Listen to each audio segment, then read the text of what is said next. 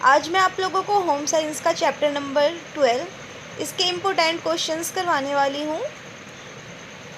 आपका चैप्टर है वित्तीय प्रबंधन एवं योजना। इसके इम्पोर्टेंट क्वेश्चन हम करने वाले हैं, तो चलिए स्टार्ट करते हैं। तो मैं सबसे पहले आप लोगों को बहुविकल्पीय प्रश्न उत्तर करवा रही हूँ। MCQ वाले क्वेश्चन है, ये 10 क्वेश्चन आंसर हैं। उसके बाद दीर्घउतरात्मक प्रश्न उत्तर और लघुउतरात्मक प्रश्न उत्तर करवाऊँगी। तो फर्स्ट क्वेश्चन है हमारा MCQ का, लक्ष्य एवं उद्देश्य को प्राप्त करने के लिए प्राप्त संसाधनों का उचित उपयोग डैश कहलाता है। मतलब लक्ष्य और उद्देश्य को जो प्राप्त करने के लिए हम संसाधनों का जो उचित उपयोग करते हैं वो क्या कहलाता है? मूल्य, योजना, निवेश, प्रबंधन। तो इसका आंसर हो जाएगा ऑप्शन नंबर सी जो ग है, प्रबंधन। मूल्य, लक्ष्य एवं उद्देश्य को प्राप्त करने के लिए संसाधनों का उचित उपयोग प्रबंधन कहलाता है।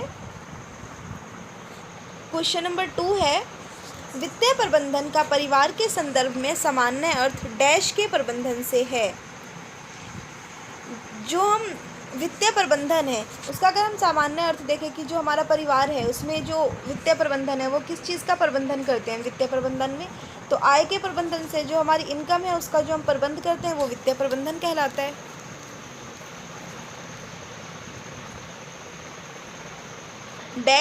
डैश में धन का उपयोग किए बिना परिवार के सदस्यों को उपलब्ध सेवाएं तथा वस्तुएं मिलती है। अप्रत्यक्ष आय में, प्रत्यक्ष आय में, मानसिक आय में, बजट में। किसमें? वैसे बजट तो ये हो ही नहीं सकता। पहले हम इसमें जो ऑप्शन हमें गलत लगे वो हटा देते हैं। बजट तो ये हो ही नहीं सकता। क्या है जिसमें बिना बिना धन के उपयोग के जो हमें सेवाएं प्राप्त होती है वो कौन सा होता है? हमारा अप्रत्यक्ष होता है। इनडायरेक्ट इनकम जो होता है इसमें क्या होता है? बिना धन का उपयोग किए हुए हमें जो है वो आय प्राप्त हो जाती है। तो इसका ऑप्शन नंबर ए हो जाएगा।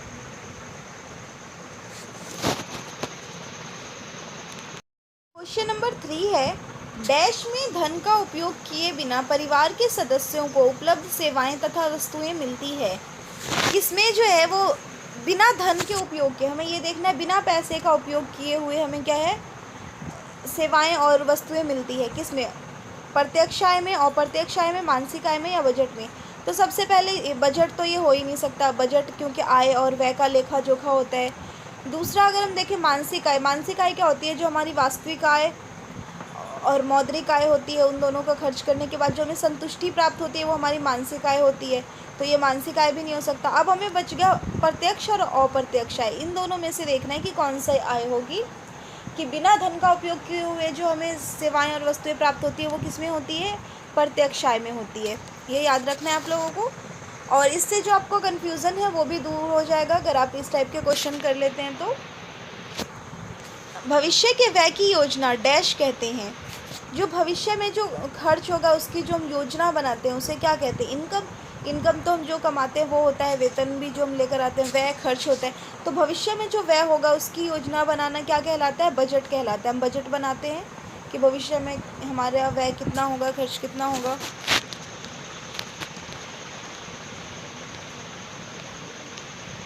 क्वेश्चन नंबर 5 है, डैश से हम वर्तमान में धन तथा माल सेवाएं प्राप्त करते हैं और भविष्य में उनका भुगतान करते हैं। किससे? साख से, उधार से, जमा, ब्याज, किससे? तो हमने पढ़ा है, अभी मैंने आप लोगों को जब चैप्टर समझाया था, आप लोगों ने अगर पढ़ा होगा तो साख से क्या करते हैं हम? उसमें क्या होता है कि हम वर्तमान में धन लेते हैं, अभी पहले हम उनसे धन लेंगे और फिर क्या होता है फ्यूचर में क्या होता है वो हमें उन्हें उसका भुगतान करना पड़ता है उस धन का। तो इसका हो जाएगा ऑप्शन नंबर ए, साख।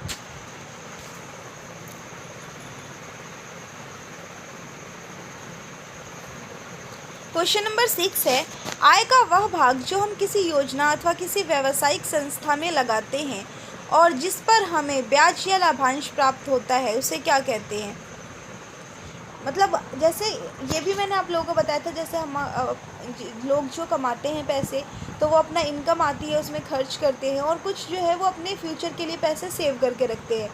तो आय का वह भाग जिसको हम क्या करते हैं आगे के लिए जो है या फिर पैसा उसमें फ्यूचर के लिए सेव करके रखते हैं, उसके लिए हम क्या करते हैं उसे ब्याज पर लगाते हैं या फिर कुछ भी अपना जो है वो इन्वेस्ट करते हैं कहीं भी पैसा, तो वो क्या कहलाता है?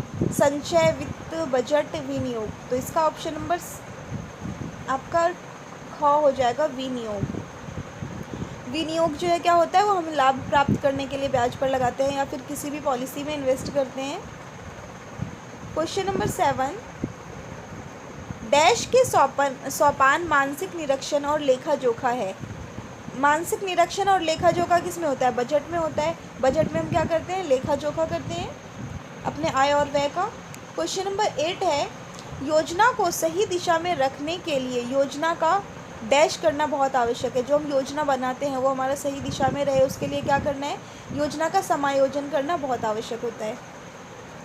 क्वेश्चन नंबर 9, परिवार की आय का वह अंश जो भविष्य को सुरक्षित करने के लिए परिवार की कुल आय में से बचाया जाता है।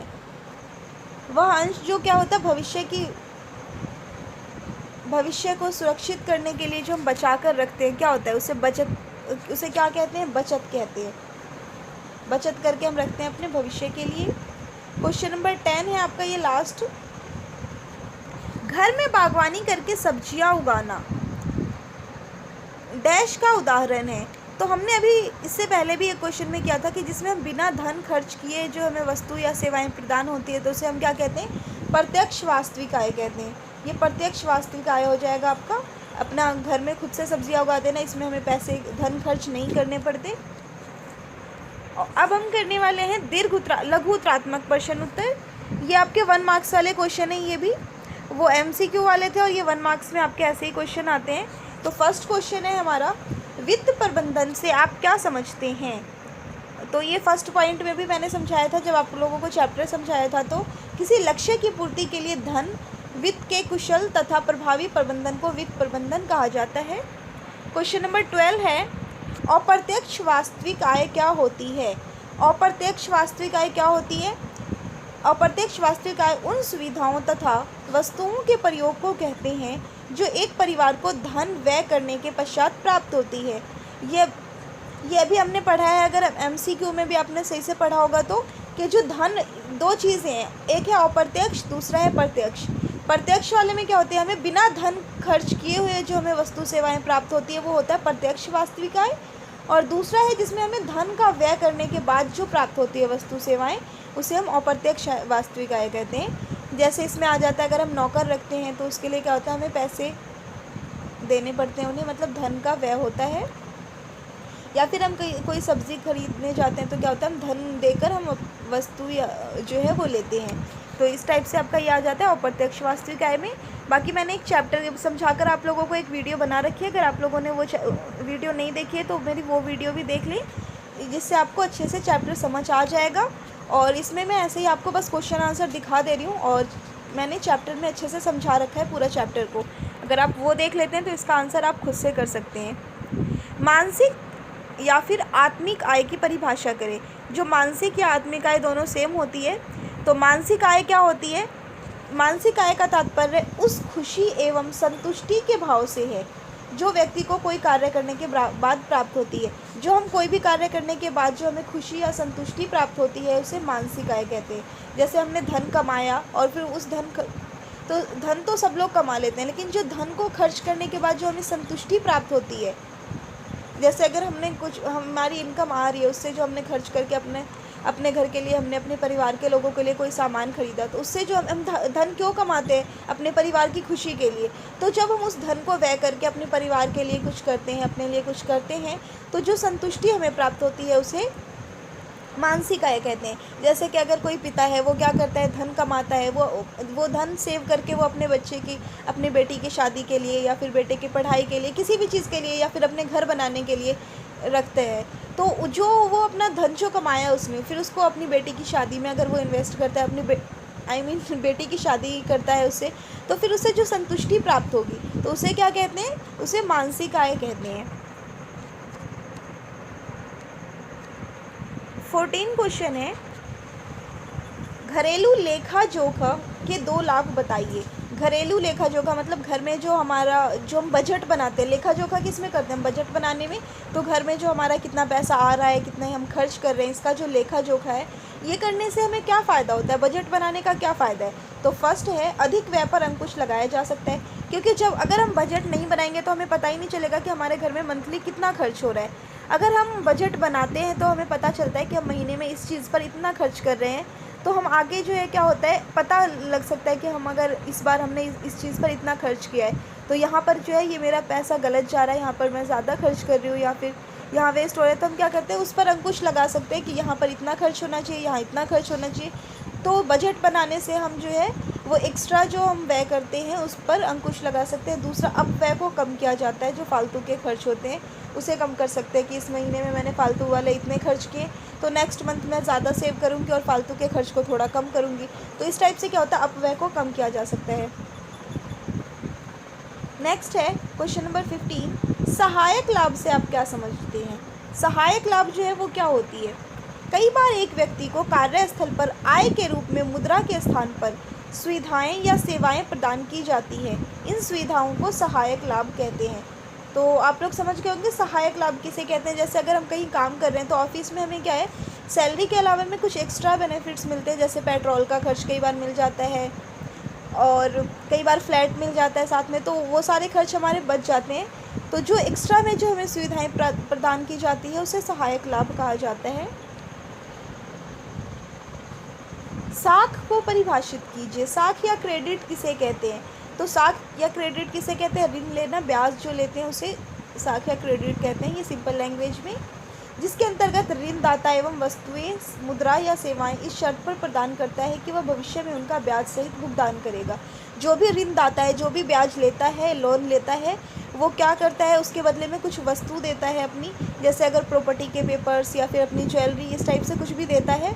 और उसके बदले में क्या करता है वो, कि जो धन उसने प्राप्त किया है उसका वो भुगतान भविष्य में करेगा।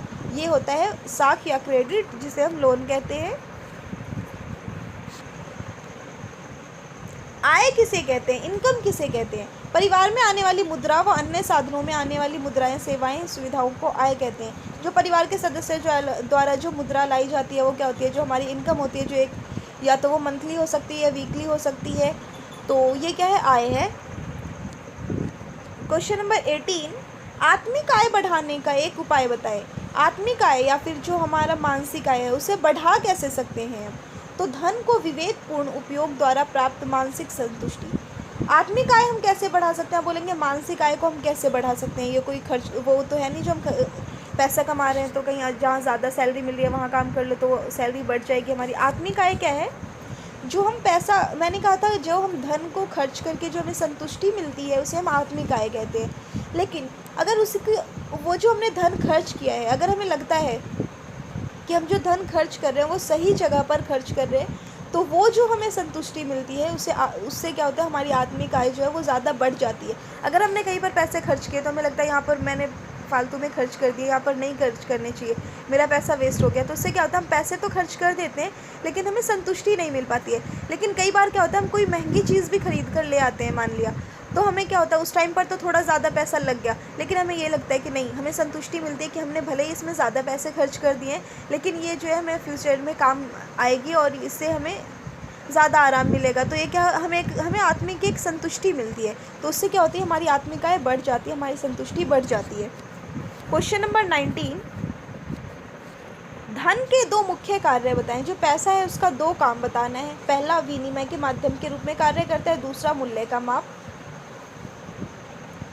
क्वेश्चन नंबर 20, क्रेडिट के किन्हीं दो सी को नामांकित करें। ये भी मैंने आप लोगों को जब चैप्टर समझाया तो उसमें बताया है कि क्रेडिट जो है वो 4 सी पर काम करती है। पहला है कैरेक्टर, दूसरा कैपेसिटी, थर्ड कैपिटल और फोर्थ है कोलेट्रल। तो ये 4 सी जो है इन पर ये काम करती है। तो क्या है कि कोई दो नामांकित करें, किसी दो को बताना था, तो आप इनमें से 4 में से कोई दो जो भी आपको याद हो वो आप एग्ज़ाम में लिख सकते हैं। वैसे आप इन चारों को अच्छे से याद कर लें और इसको मैंने अच्छे से समझा भी रखा है जहाँ मैंने चैप्टर समझा है। अब है क्वेश्चन नंबर 21, ये लघु उत्तरीय प्रश्न है, 2 मार्क्स वाले क्वेश्चन है। पारिवारिक बजट की योजना बनाने के 4 लाभ बताइए। जो हम परिवार का बजट बनाते हैं, बजट की योजना, इसके कोई भी 4 लाभ बताने हैं कि बजट के 4 लाभ। ये किसी भी टाइप से क्वेश्चन आ जाए आपको ये बताना है कि बजट, या तो आ जाएगा कि लेखा जोखा के 4 लाभ बताइए या फिर बजट के 4 लाभ बताइए। 1 मार्क्स का क्वेश्चन था, उसमें 2 हमें बताना था लाभ, ये 2 मार्क्स का है, इसमें 4 बताने के लिए कह रहे हैं। तो इस पारिवारिक बजट की योजना बनाने के 4 लाभ पहला है नियोजन से परिवार अपनी आय के इस्तेमाल की समीक्षा कर सकता है। दूसरा, विभिन्न श्रेणियों में आवंटित राशि का कुल आय के संदर्भ में ध्यान किया जा सकता है। अगर हम क्या करते हैं, बजट बनाते हैं, हमें जो भी हम खर्च कर रहे हैं उसे हम लिखते हैं, तो हमें पता चल जाता है कि हमारा जो है कहाँ पर हम कितना खर्च कर रहे हैं। थर्ड पॉइंट है, बजट से परिवार के उन लक्ष्यों को पहले प्राप्त करने के लिए अपनी आय का इस्तेमाल कर सकते हैं जिन्हें वे अत्यंत महत्वपूर्ण मानते हैं। जब हम बजट बना लेते हैं, फिर सेव करते हैं पैसे, तो जो हमारा पैसा सेव होता है उससे क्या होता है, जो हमें लगे कि जिस चीज़ को करना ज़्यादा ज़रूरी है पहले वो काम करते हैं, उसके बाद जो कम महत्वपूर्ण वाला होता है वो काम करते हैं। बार बार बिना योजना के खर्च करने से धन की बर्बादी होती है। तो क्या होगा, बजट बनाने से हमारा पैसा बच जाएगा, धन का जो हम फालतू में वेस्ट नहीं करेंगे। परिवार के सदस्यों के विचलित होने की संभावना कम होती है।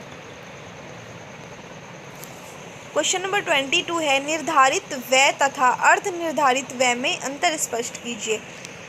मतलब कि कई बार होता है कि जो खर्च होता है वो निर्धारित होता है कि ये खर्च तो होना ही है, और दूसरा क्या है, वो अर्ध निर्धारित, जिसको हम जो है वो तब खर्च करते हैं हम अपना जो है बजट देखने के बाद कि हमारे पास पैसे हैं या क्या है, उसके अकॉर्डिंग बाद में हम खर्च कर सकते हैं। और कुछ होता है जो ज़रूरी होता है, उसे खर्च करना जो है वो ज़रूरी है, वो वह अगर हम नहीं करेंगे तो मतलब वो हमारी लाइफ के लिए ज़रूरी है तो करना पड़ता है। जैसे यह व्यय निश्चित है, इसमें किसी प्रकार की कमी नहीं की जा सकती।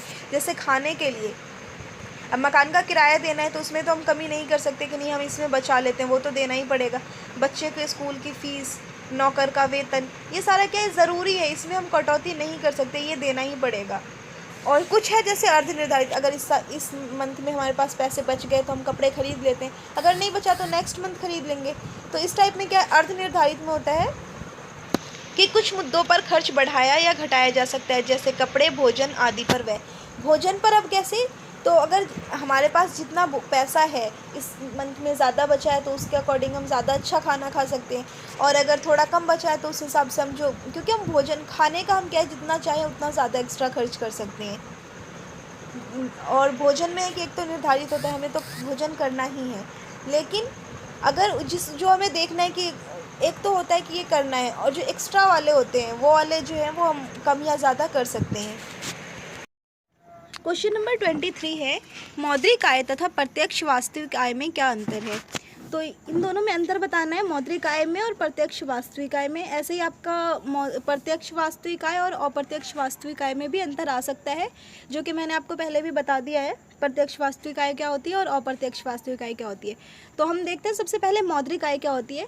तो मौद्रिक आय किसी परिवार के सदस्य जब एक निश्चित समय तक कार्य करने के पश्चात अथवा अपने प्रयत्नों के फलस्वरूप जो धन प्राप्त करते हैं उसे मौद्रिक आय कहते हैं। मौद्रिक आय हमेशा नगद के रूप में प्राप्त होती है। जो मौद्रिक आय है वो क्या है, वो नगद प्राप्त होती है, जैसे कि वेतन हो गया या फिर पेंशन मिलता है तो क्या वो नगद हमें मिलता है धन के रूप में, तो ये मौद्रिक आय हो गया। सेकेंड है प्रत्यक्ष वास्तविक आय। प्रत्यक्ष वास्तविक आय क्या होती है, तो प्रत्यक्ष और अप्रत्यक्ष में हमने पढ़ा था कि जो प्रत्यक्ष वास्तविक आय होती है वो हमें जो बिना धन किए हुए जो प्राप्त होती है सुविधाएं और सेवाएं, उसे हम प्रत्यक्ष वास्तविक आय कहते हैं। जैसे प्रत्यक्ष वास्तविक आय में क्या आ जाएगी, इसमें सामुदायिक सेवा भी आ जाता है। जैसे अगर आप लाइब्रेरी का यूज़ कर रहे हैं तो आप बिना किताबों पर बिना पैसे का व्यय किए हुए, बिना धन का व्यय किए हुए आपको बुक्स मिल जाती है पढ़ने के लिए। तो क्या है ये, जब हम कोई भी सुविधाओं का लाभ बिना पैसे दिए उठाते हैं, जैसे कि सामुदायिक सेवा हो गया, लाइब्रेरी का यूज़ करना, तो ये हो गया आपका प्रत्यक्ष वास्तविक आय। तो अब मैं नेक्स्ट वीडियो में आप लोगों को दीर्घ उत्तरात्मक प्रश्न जो है वो करवा दूँगी लगभग।